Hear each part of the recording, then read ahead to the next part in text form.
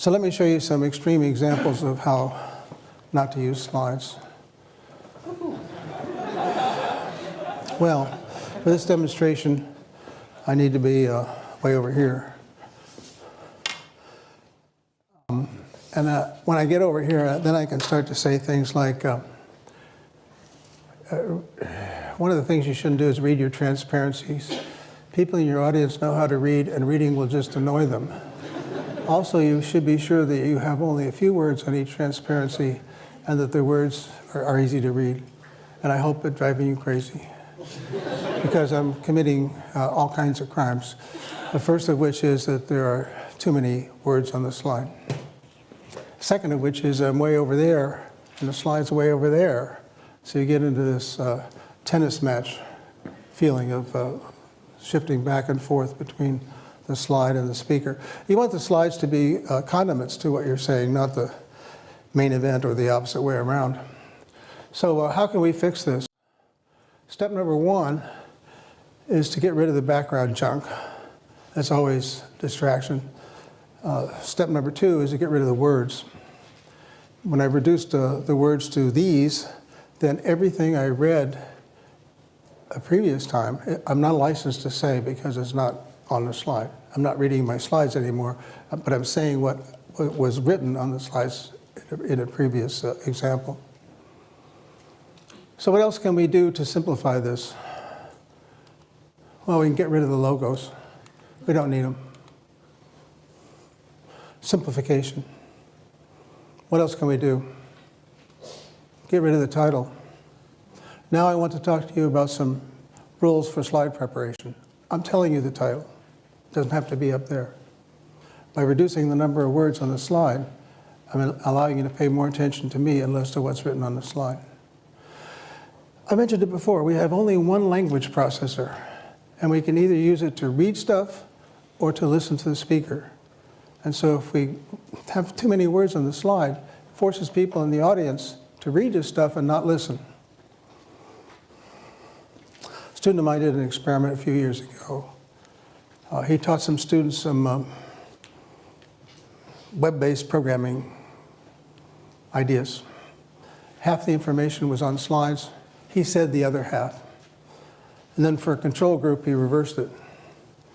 And the question was, what did the subjects, that is to say, freshmen in his fraternity, what did the subjects remember best?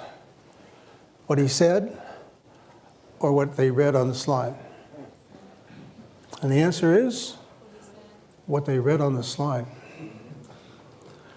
When their slides have a lot of material on it, they don't pay attention to the speaker. In fact, in the after-action report, one of the subjects said, "I wish you hadn't talked so much, it was distracting." Well, the last item is eliminate clutter. Now here's some clutter. No reason even for those bullets. So the too many words problem is a consequence of a crime Microsoft has committed by allowing you to use fonts that are too small.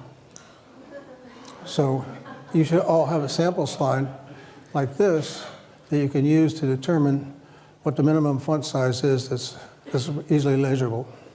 Shiru, what do you think of those? Which size is right? What's that? Did you ask them which size is right? Yeah. Minimum, maybe. 40 or 50? Yeah, he says 40 or 50. I think it's about right.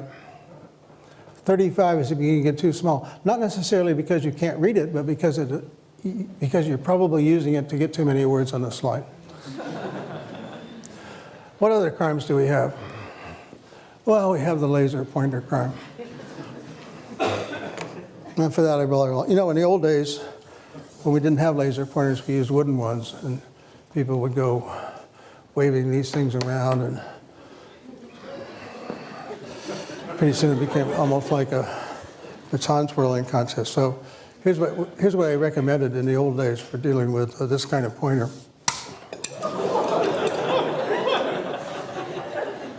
This example of the use of a prop. Jim Glass up there saw this talk about 20 years ago and said, "Oh yeah, I remember that talk. That's the one where you broke the pointer." It's amazing how props tend to be the things that are remembered. Well, now we don't have physical pointers anymore. We've got laser pointers. It's a wonder more people aren't driven into epileptic fits over this sort of stuff. But here's what tends to happen. Look at that. It's a lovely recursive picture, and I can become part of it by putting that laser beam right on the back of my head up there. And what do you see? You see the back of my head. I have no eye contact, no engagement, nothing. I was sitting with a student watching a talk one day, and she said, "You know what? We could all leave, and he wouldn't know."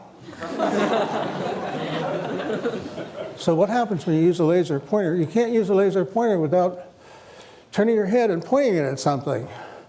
And when you do that, you lose contact with the audience. You don't want to do it. So what do you do if you need to identify something in your image and you don't want to point at it with a laser? This is what you do. Put a little arrow on there and say, now look at that guy number one, at the end of arrow number 1. You don't need to have a laser pointer to do that.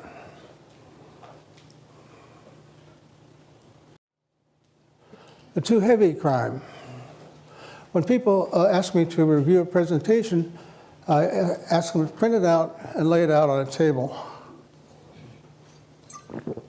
When they do that, it's easy to see whether the talk is too heavy, too much text, not enough air, not enough white space, not enough imagery. This is a good example of such a talk. Way too heavy. The presenter has taken advantage of small font sizes to get as much on the slide as he wanted. Lots of other crimes here, but the too heaviness, the fact that it's too heavy is what I wanted to illustrate. So here, by contrast, is another talk, one I gave a few years ago. It wasn't a deeply technical talk, but I show it to you because there's air in it. It's mostly pictures of things.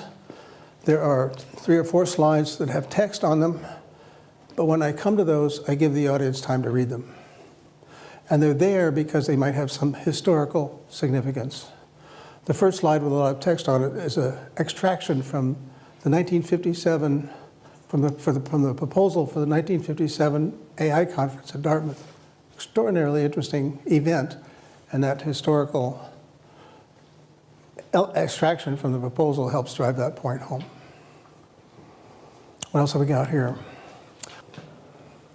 Well, I've shown you some crimes, and so you might be asking, do these crimes actually occur?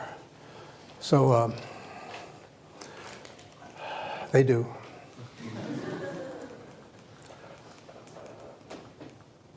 There's the hands in the pockets crime. There's a crime in time and place selection here. This is how you get to the Bartos Theater. First thing you do is you get down these steps over at the Media Lab. Then you cross this large open space. Then you turn right down this corridor. At this point, whenever I go in there, I wonder if there are torture implements around the corner. And then when you get in there, you get into this dark, gloomy place.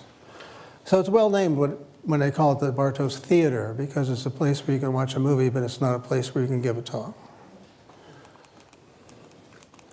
Now, on a subject of does it happen, here's a talk I attended a while back in Stata. Notice that the speaker is far away from the slides. The speaker's using a laser pointer. And you say to me, well, what's happening here? It's, by the way, the 80th slide in the presentation. Notice that it's dense with words. This is the first of 10 conclusion slides. So what's the audience reaction? That's the sponsor of the meeting. He's reading his email. This is the co-sponsor of the meeting. He's examining the lunch menu. What about this person? This person looks like he's paying attention, but just because it's a still picture.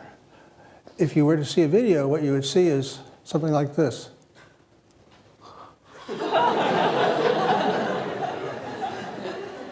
So yeah, it does happen.